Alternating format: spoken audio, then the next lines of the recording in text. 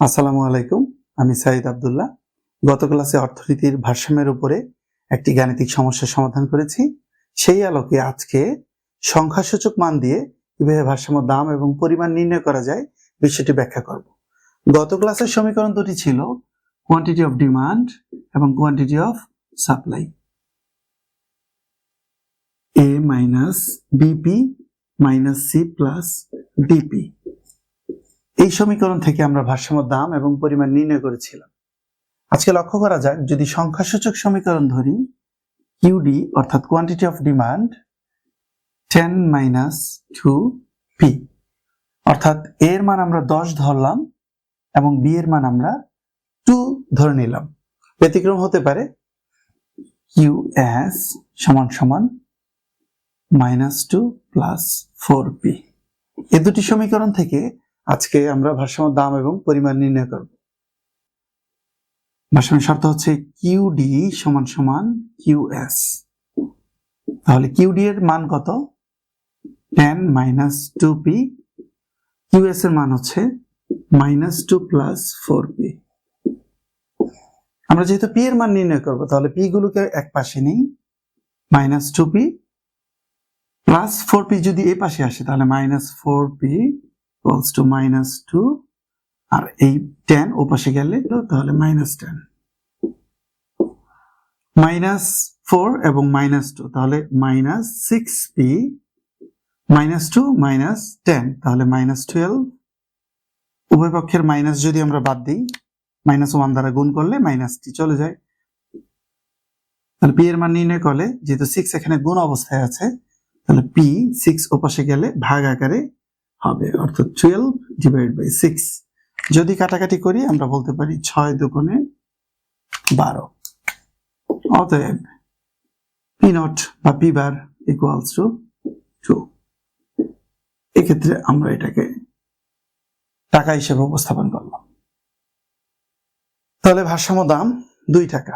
এই 2 টাকা দাম যদি চাহিদা সমীকরণে বসাই,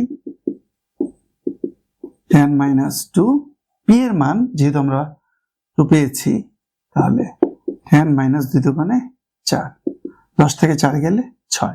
এটাকে আমরা একক বলবো, সেটা কেজি, লিটার, টন যেটাই থাকুক প্রশ্নে, সে আলোকে আমরা লিখব। আবার কোয়ান্টিটি অফ সাপ্লাইতে বসিয়ে দেখি, একই হওয়ার কথা। তাহলে -2 প্লাস 4, পি এর মান হচ্ছে 2, -2 প্লাস 4 দুগুণে 8। তাহলে আমরা একটু ঘুরিয়ে লিখি সুবিধার্থে, প্লাসের 8 আগে লিখলাম, -2, 8 - 2 ইকুয়ালস টু 6 ইউনিট। তাহলে লক্ষ্য করা যায় ভারসাম্য দাম হচ্ছে 2 টাকা এবং ভারসাম্য পরিমাণ হচ্ছে 6 একক। অর্থাৎ 2 টাকা দামে ক্রেতা পক্ষ 6 একক ক্রয় করবে এবং বিক্রেতা অর্থাৎ যিনি সাপ্লাই দিচ্ছে তিনিও 6 একক বিক্রয় করতে রাজি থাকবে। তাহলে এই ভারসাম্য দামে উভয় পক্ষ সমান অর্থাৎ সমতা অর্জন করে। এটি হচ্ছে বাজার ভারসাম্যের শর্ত। এই আলোকে আমরা বিভিন্ন সমীকরণ থেকে মানের তারতম্য থাকতে পারে, বিভিন্ন সমীকরণ থেকে আমরা এই সমাধানটির মতো করে আমরা ভারসাম্য দাম এবং পরিমাণ নির্ণয় করতে পারবো। যেহেতু এখান থেকে ভারসাম্য দাম এবং পরিমাণ নির্ণয় করতে পেরেছি, অর্থাৎ এখানে ভারসাম্য দাম পেয়েছি 2 এবং ভারসাম্য পরিমাণ পেয়েছি 6 ইউনিট। তাহলে আমরা যদি একে চিত্রে উপস্থাপন করি, তাহলে আমরা কিভাবে উপস্থাপন করতে পারি? লম্ব এবং ভূমি। সাধারণত লম্ব অক্ষে আমরা দাম বসিয়ে থাকি এবং ভূমি অক্ষে পরিমাণ বসিয়ে থাকি।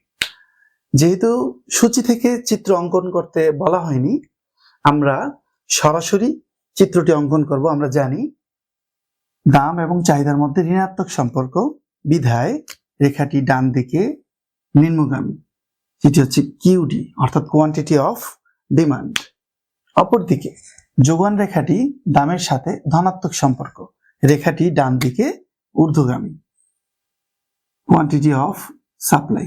তাদের মধ্যে একটি জায়গায় লক্ষ্য করা যায় দুটি রেখা মিলিত হয়েছে, অর্থাৎ কোয়ান্টিটি অফ সাপ্লাই এবং কোয়ান্টিটি অফ ডিমান্ড পরস্পর ই বিন্দুতে ছেদ করে। ফলে এখানে ভারসাম্য অর্জিত হয় এবং এই ভারসাম্য বিন্দু অনুযায়ী ভারসাম্য দাম 2 এবং ভারসাম্য পরিমাণ 6 একক। এই চিত্রটির ব্যাখ্যা খুব সহজেই দেয়া যাবে।